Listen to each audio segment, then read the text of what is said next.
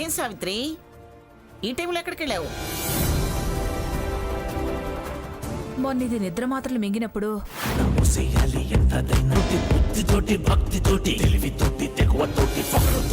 దాన్ని ఎలాగైనా కాపాడు స్వామి. నిర్ణయం అమలు కాకుండా చూడు స్వామి.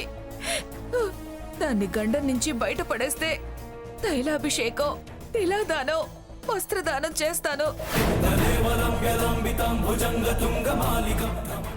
ఈ దానం పట్టడానికి ముత్తైదుని పిలవడానికి వెళ్ళాను. మరేమైంది? ఎవరు పట్టనంటున్నారు పిన్ని గారు. ఇలాంటివన్నీ పొద్దుపోయినప్పుడు చేసుకుంటారా? ఎవరు ఒప్పుకుంటారు ఇలాంటి వాటికి? సరే, దానం తర్వాత సావిత్రి. ముందు భోజనాలకు ఏర్పాటు చేయండి. ఏమండి, దానం ఇవ్వందే భోజనాలు పెట్టకూడదు కదండి. నువ్వుల దానం అంత తేలిగ్గా ఎవరు తీసుకోరు సావిత్రి. ఇప్పుడు నువ్వు మొక్కు తీర్చకపోతే నాకేగా కీడు.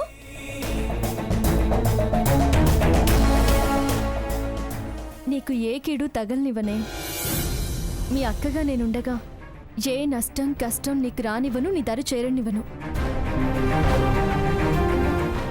అమ్మా, నీ దానం పట్టే ముత్తైదువు కావాలి, అంతే కదా? తల్లి తర్వాత తల్లంతటి పెద్ద ముత్తైదు తులసమ్మ తల్లి. ఆ తల్లి ఒడిలో కూర్చొని నీ దానాన్ని నేను అందుకుంటాను.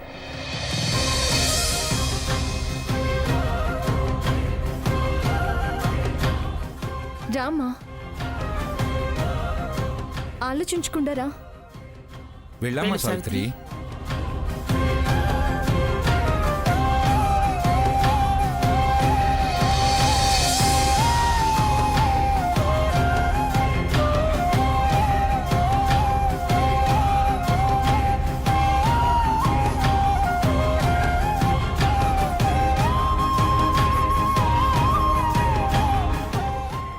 ఎంత గొప్ప మనసే సీతానిది.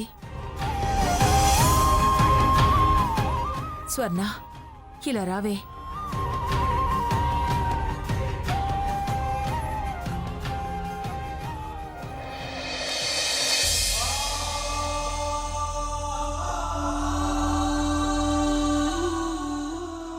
నా తదనంతరం ఇదే నీకు అమ్మ.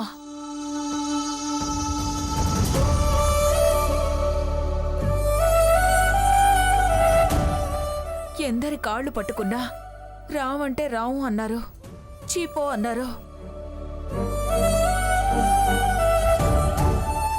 తిలాదానమా కుదరదు అన్నారు. నీ మీద దానికి ఏమాత్రం కోపం లేదే. జరిగితే జరగని కీడు నాకేమని ఊరుకోలేదో.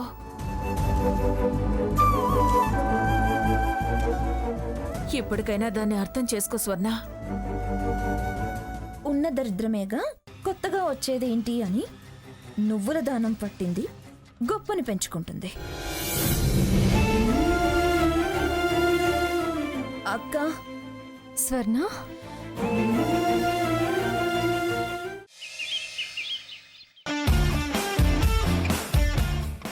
స్వర్ణ, ఒక్క నిమిషం.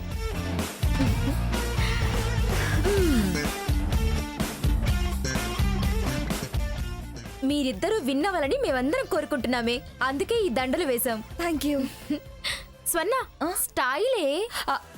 ఓకే.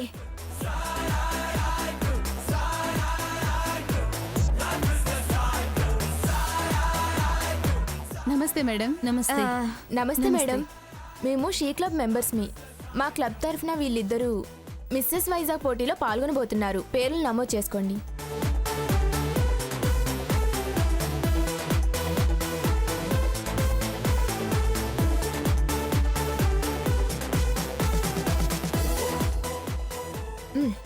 మా ఇద్దరి అమౌంట్. స్వర్ణ, ఇక మిస్సెస్ వైజాగ్ నువ్వేనే. పదండి.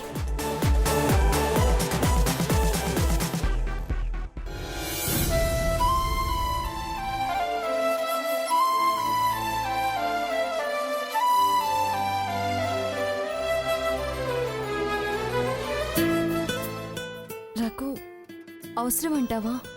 ప్రయత్నం తప్పు కాదు కదా సీత. పరీక్ష తప్పితే నలుగురు వెక్కిరిస్తారు. ఎవరో వెక్కిరిస్తారని మనం ప్రయత్నం విరమించుకోవడం తెలివి తక్కువతనమవుతుంది. గెలుపోటములు దైవ నిర్ణయం.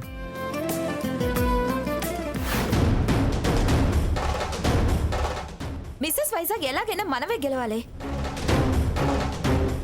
స్వర్ణ అటు చూడు.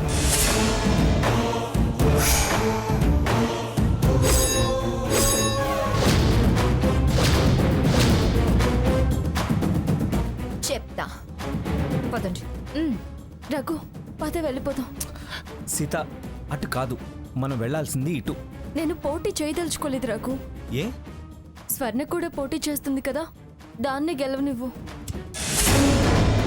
ఏంటి నువ్వు మిస్సెస్ వైజాగ్ పోటీలో పాల్గొనాలని వచ్చావా?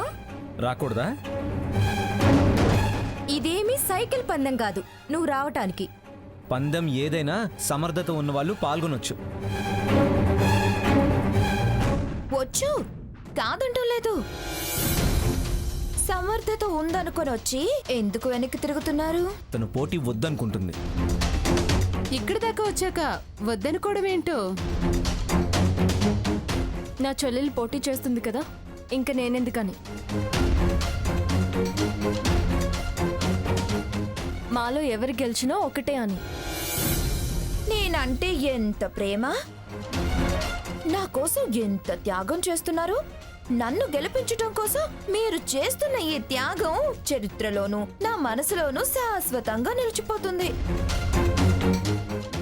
సంతోషమే, కానీ రేపు నేను విరమించుకుంటేనే దాన్ని విజయం వరించింది అని నువ్వన్నప్పుడు నా మనసు కలుపుకుమంటుంది. నీ భిక్షతో నేను పోటీ నెగ్గినట్టు అవుతుంది. మరెలా? నేను అలా అనను, అనుకోను. చాలా మంది అలాగే అనుకుంటారు. అయినా అంత హుషారుగా వచ్చి నన్ను చూసి ఎందుకు వెనక్కి తిరిగారో నేను చెప్పనా?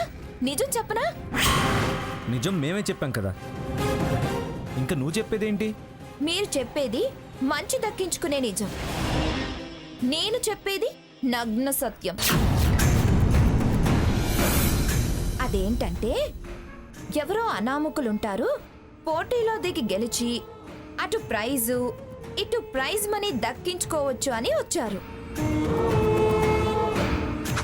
తీరా ఇక్కడికి వచ్చేసరికి నేను దర్శనమిచ్చా. అంతే, మీ శ్రీమతి కంగుతింది. ఎందుకంటే అటు అందంలో ఇటు కల్చర్లో కానీ నాతో పోటీ పడ్డం కష్టమని తన మనసుకి తెలుసు వాసంతి. ఆ భయాన్ని అందమైన అబద్ధంతో కప్పేస్తూ త్యాగం పేరు చెప్పి తప్పుకొని అందరిలో మంచికి మంచి అని, అమ్మమ్మ దగ్గర పేరు సంపాదించుకోవాలని, అబ్బా చెల్లెలంటే సీతకు ఎంత ప్రేమ అనే పేరు మూటగట్టుకోవాలని.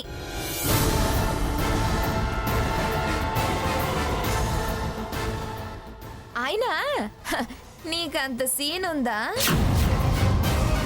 నీ బీసీ కట్టుకు నీ ముడుచుకు నడిచే తీరుకు కిరీటం పెడతారా?